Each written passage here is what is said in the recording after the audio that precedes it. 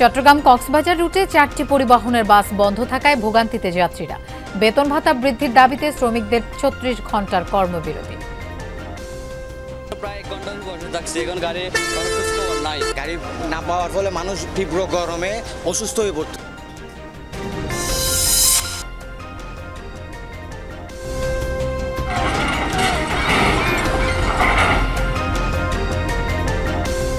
কক্সবাজারে বাঁকখালী নদী দখলমুক্ত অভিযান ঘিরে আজও উত্তেজনা, বসবাসকারীদের বিক্ষোভ, সড়ক অবরোধ, কঠোর অবস্থানে প্রশাসন।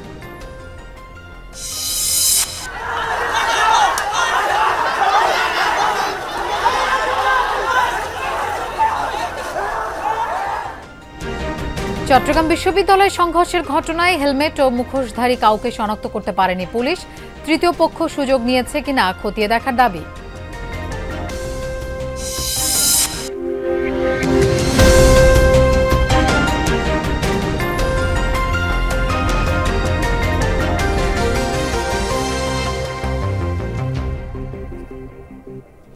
দর্শক, শিরোনাম দেখছিলেন, আপনাদের সঙ্গে থাকছি আমি মৌসুমী আহমেদ লোপা। এবার যাচ্ছি পুরো খবরে। বেতন ভাতা বৃদ্ধির দাবিতে চট্টগ্রাম কক্সবাজার মহাসড়কে 36 ঘন্টার কর্মবিরতি শুরু করেছে দূরপাল্লার বাস চালক শ্রমিকরা। দাবি পূরণ না হলে আরও কঠোর কর্মসূচির হুঁশিয়ারি দেন তারা।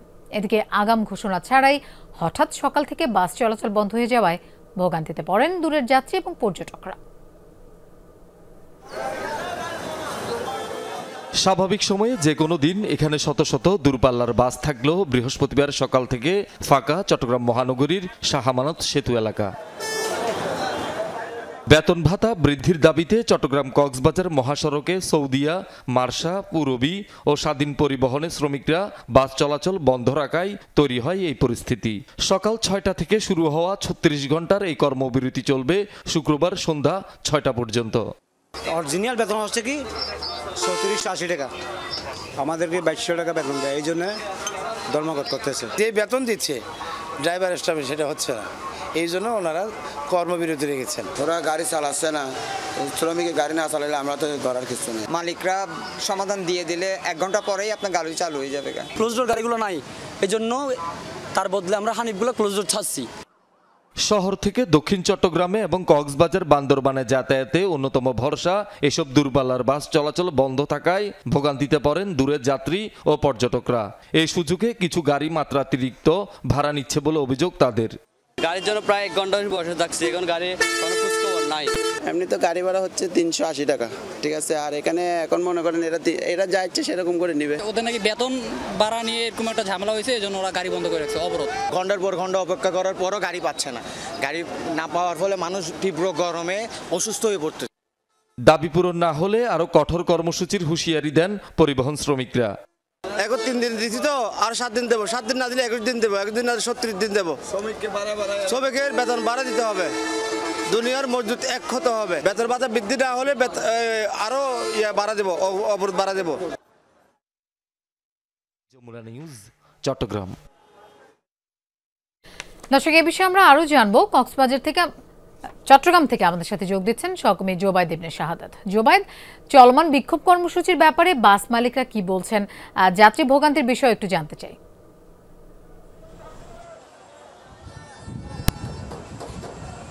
লোপা, তাদের যে বিক্ষোভ এবং তাদের যে ধর্মঘট, যে পরিবহন প্রতিষ্ঠানগুলো ডেকেছে সেটা এখনো চলমান, এবং তাদের এই পরিবহন ধর্মঘটের কারণে মানে বেতন বৃদ্ধির দাবিতে যে ধর্মঘটটা ডেকেছেন এটার কারণে যে গ্রাহকগুলো বা যারা যাত্রীরা আছেন তারা বেশ ভোগান্তিতে পড়েছেন।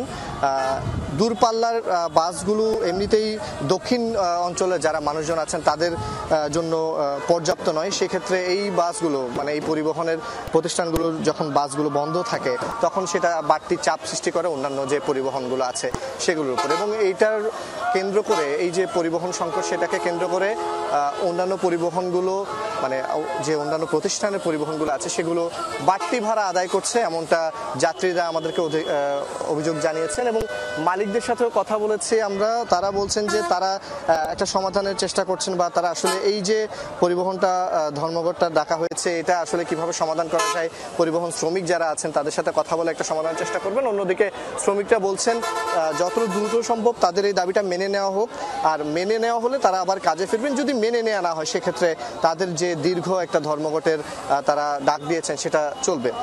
এর মাঝখানে জানিয়ে রাখি, সকালবেলা কিন্তু এই যে পরিবহন ধর্মঘটটা, এর কারণে যাত্রী সংকটটা খুব পরিবহন সংকটটা খুব তীব্র আকার ধারণ করে এবং এর কারণে আজকে যেহেতু বৃহস্পতিবার, আগামীকাল থেকে সাপ্তাহিক ছুটি, সাধারণ মানুষের বেশ ভোগান্তি আমরা দেখেছি। তার উপর একেবারে বাড়তি ভাড়া আদায়, সেটা অনেকটাই দুর্ভোগটা বাড়িয়েছে সাধারণ যাত্রীদের। যাত্রীরা বলছেন এই ধরনের ধর্মঘটগুলো না দেখে বা মানুষের জনভোগান্তি সাধারণভাবেই কথা বলে বা আলাপ আলোচনা করে তাদের মধ্যে বৈঠক করে যাতে সমাধান করে যাত্রীর ভোগান্তি বা যাত্রীর দুর্ভোগটার দিকে যাতে সংশ্লিষ্ট কর্তৃপক্ষ খেয়াল দেয়, এমনটাই তারা বলছেন। জোবায়েদ, আপনাকে ধন্যবাদ আমাদের সাথে যোগ দেওয়ার জন্য। কক্সবাজারে বাঁকখালী নদী দখলমুক্ত করতে আজও উচ্ছেদ অভিযান চালিয়েছে বিআইডব্লিউটিএ এবং জেলা প্রশাসন। আগের দিনের মতো বাধার মুখে অভিযান পণ্ড না হলেও একপাশে অবস্থান নিয়ে উচ্ছেদের বিরুদ্ধে সড়ক অবরোধ ও বিক্ষোভ করেন বসবাসকারীরা। আগের দিন বাধার মুখে অভিযান ব্যাহত হলেও বৃহস্পতিবার চতুর্থ দিনে সকাল থেকে কাস্তুরীঘাট এলাকায় চলে সাঁড়াশি উচ্ছেদ। বাঁকখালী নদী দখলমুক্ত করার অভিযানে 2 শতাধিক অবৈধ স্থাপনা গুড়িয়ে দেয় বিআইডব্লিউটিএ এবং জেলা প্রশাসনের যৌথ টিম। মূল লক্ষ্য বাঁকখালী নদীটাকে আপনার উদ্ধার করা। বাঁকখালী আমরা এখন আজকে কস্তুরীঘাট এলাকা থেকে আপনার বাঁকখালীর দিকে যাচ্ছি। এর আগে সোমবার ও মঙ্গলবার প্রায় 60 একর জমি দখলমুক্ত করা হয়। তবে বুধবার পেশকারপাড়া এলাকায় স্থানীয়দের বিক্ষোভের মুখে উচ্ছেদ চালানো যায়নি। বৃহস্পতিবার আবারও পেশকারপাড়ায় উচ্ছেদ অভিযান চালাতে পারে এমন ধারণা থেকে সড়ক অবরোধ ও বিক্ষোভ করে স্থানীয়রা। বড় বাজারের দোকানপাট অর্ধদিবস বন্ধ রাখে। আমাদেরকে মাইরা হত্যা করে আমাদের জায়গা নিতে পারবে, আমরা এই জায়গা ছাড়বো না। নোটিশও দেয় নাই, কাগজও বলে নাই, এখানে বলে নাই আমরা এখানে থাকবো, তোমরা উচ্ছেদ করতে হবে, তোমাদেরকে উচ্ছেদ করে দেবো, সে কথা আমাদেরকে কেউ বলে নাই। আপনারা সরকারের সিট ম্যাপে আপনারা জায়গা আপনাকে নিয়ে দেন, আমরা কোনো বাধা দেবো না সরকারকে। আমরা সবাই মিলে সহযোগিতা করবো, উল্টা নদীর জায়গা নদীকে ফেলে দেব, কারণ আমরা চাই নদী বাঁচলে দেশ বাঁচবে। সরকারি জমিতে স্থাপনা নির্মাণ করে বসবাস করা ব্যক্তিদের দাবি এগুলো নদীর জায়গা নয়, প্রয়োজনে পরিমাপ করার দাবি তাদের। পাকিস্তান ফিরিয়ে জায়গা কিনা, তাহলে এই পর্যন্ত আমরা বসবাস করি, এই কাগজপত্রগুলো দেখে আমাদেরকে ভাঙুক, আর ওনাদের যদি জায়গা হয়ে থাকে আমরা ওনাদেরকে ছেড়ে দিব। এগুলো তো বাঁকখালী নদী না, এগুলো ছিল পুকুর, আর আমলে এগুলো আগে হাল চাষ করে খাইতো। এদিকে বুধবার উচ্ছেদ অভিযানে বাধা দেয়ায় 11 জনের নাম উল্লেখ সহ অজ্ঞাত 400 জনের বিরুদ্ধে মামলা করেছে বিআইডব্লিউটিএ। শহীদুল সুমন, যমুনা নিউজ। সারা দেশের প্রকৌশল শিক্ষার্থীদের সাথে একাত্মতা প্রকাশ করে চট্টগ্রামে মহাসমাবেশ করেছে প্রকৌশল শিক্ষার্থীরা। বিকেলে নগরীর লালদিঘি মাঠে প্রকৌশলী অধিকার আদায় ব্যানারে আয়োজিত মহাসমাবেশে অংশ নেন চুয়েট, চট্টগ্রাম বিশ্ববিদ্যালয় সহ বিভিন্ন বেসরকারি বিশ্ববিদ্যালয়ের প্রকৌশল বিভাগের ছাত্রছাত্রীরা। আইইবি, ওয়াসা ও চুয়েটের শিক্ষকরাও এই মহাসমাবেশে অংশ নেন। এ সময় বিক্ষোভকারীরা তাদের 3 দফা দাবি জানান। দ্রুত দাবিগুলো মেনে না নিলে কঠোর আন্দোলন ও কর্মসূচির হুঁশিয়ারিও দেন তারা। বিভাগীয় মহাসমাবেশ করার মূল উদ্দেশ্য হচ্ছে আমাদের এই ম্যাচগুলো আবার সরকারের কাছে পৌঁছানো, আমাদের যে দাবিগুলো আছে সরকারের কানে। প্রতিটা সেক্টরে ওরা এতটা করে রাখছে যে আমাদের যারা সহকারী প্রকৌশলী পদে যারা বেস ইঞ্জিনিয়ার ঢুকতেছে তাদের জায়গাগুলো ব্লক করে দিচ্ছে। সবাই আন্দোলন করতেছে বলে যে আমরা আমাদের অধিকার আদায়ের আন্দোলনটা থামায় দিব, সেটা তো হইতে পারে না।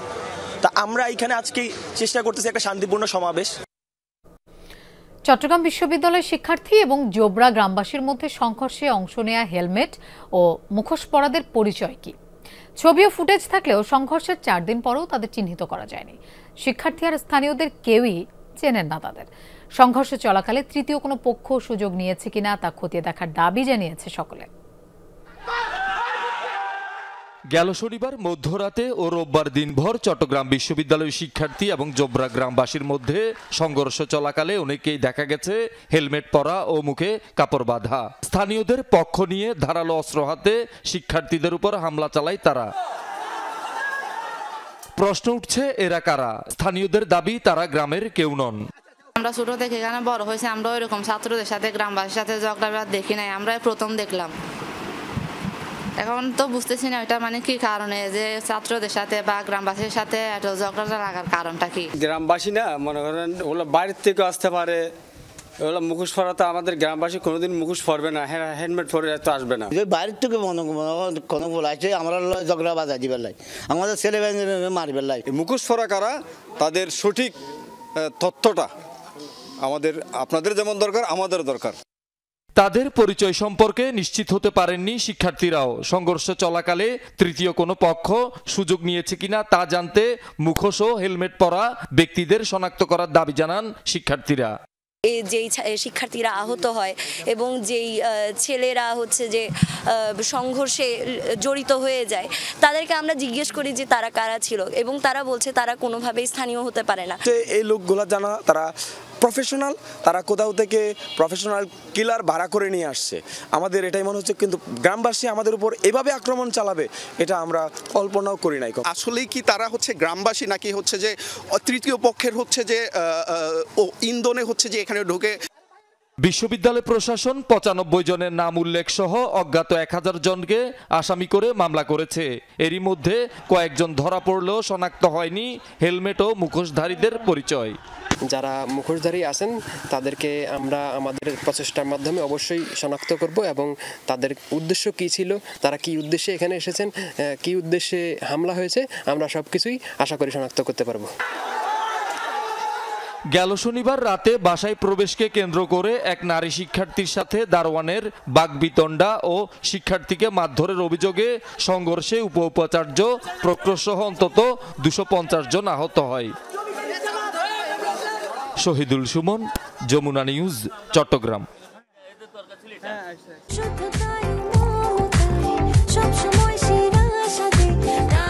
প্রাণ ইউএইচটি মিল্ক, শুদ্ধতায় ও মমতায় সবসময় সেরা স্বাদে। আরাকান আর্মির প্রভাবে বাংলাদেশ মিয়ানমার সীমান্তে বাড়ছে মাদক অপহরণ সহ নানা রকম অপরাধ। ইয়াবার বিনিময়ে খাদ্য সংগ্রহ করার অভিযোগ উঠেছে আরাকান আর্মির বিরুদ্ধে। অপরাধ ঠেকাতে তৎপরতা বৃদ্ধির কথা জানিয়েছেন বিজিবি কর্মকর্তারা। আরাকান আর্মির সীমান্ত অতিক্রম বন্ধ করা না গেলে অপরাধের মাত্রা দিন দিনই বাড়বে বলে মনে করেন নিরাপত্তা বিশ্লেষক ও রোহিঙ্গা নেতারা। রোহিঙ্গা ও বাংলাদেশ মিয়ানমার সীমান্ত পরিস্থিতি নিয়ে রিয়াজ রায়হানের ধারাবাহিকের আজ থাকছে পঞ্চম ও শেষ পর্ব। ক্যামেরায় ছিলেন জিহাদ ইসলাম। সন্ধ্যা নামলেই এভাবে তমরু এলাকায় খাদ্যপণ্যের বোঝা নিয়ে দৌড়াদৌড়ি শুরু হয় একদল মানুষের। খোঁজ নিয়ে জানা গেছে এসব খাদ্যপণ্য যায় কাঁটাতারের ওপারে আরাকান আর্মির ক্যাম্পে। শুধু সন্ধ্যায় নয়, দিনের বেলায়ও দেখা মেলে এমন চিত্র। বাংলাদেশ মিয়ানমার সীমান্তের নাক্ষংছড়ির তমরু থেকে টেকনাফের নীলা পর্যন্ত অন্তত 2টি ব্যাটালিয়ন ও 6টি ক্যাম্প আছে আরাকান আর্মির।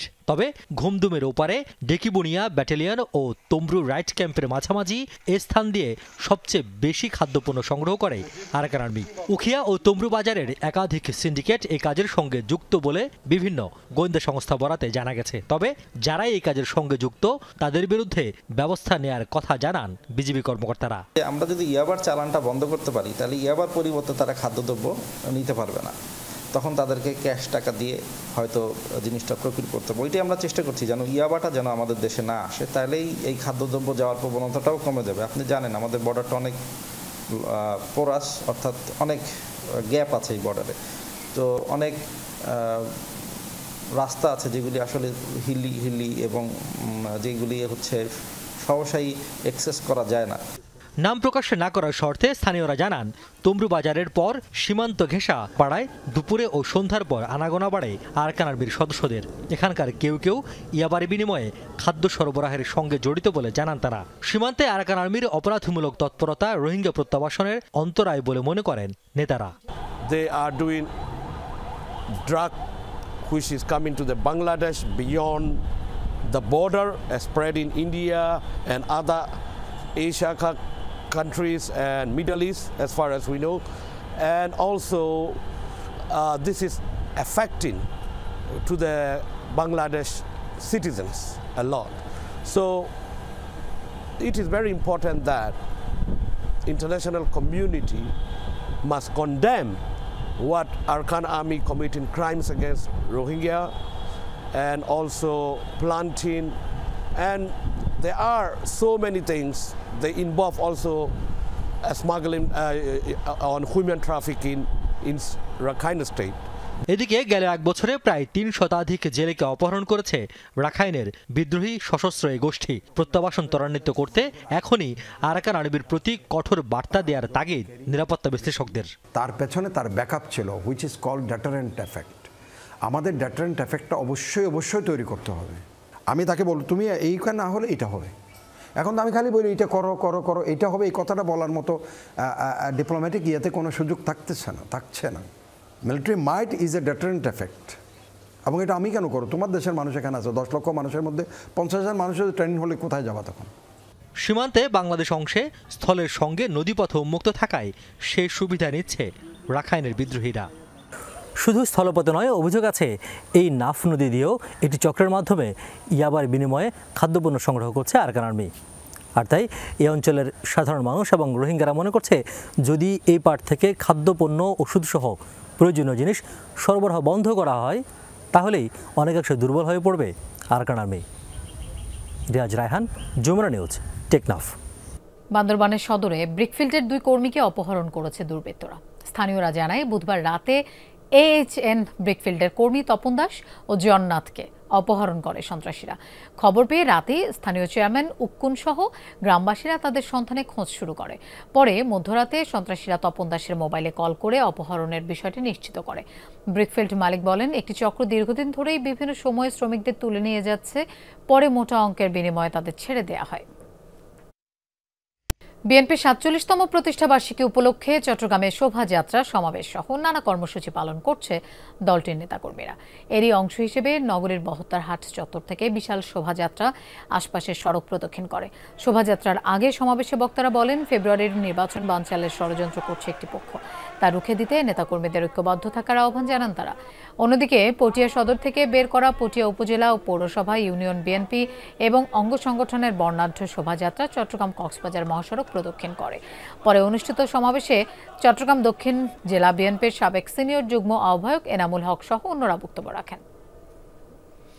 দর্শক, এই ছিল আজকের চট্টগ্রামের আয়োজনে। আর এতক্ষণ সাথে থাকার জন্য ধন্যবাদ সবাই।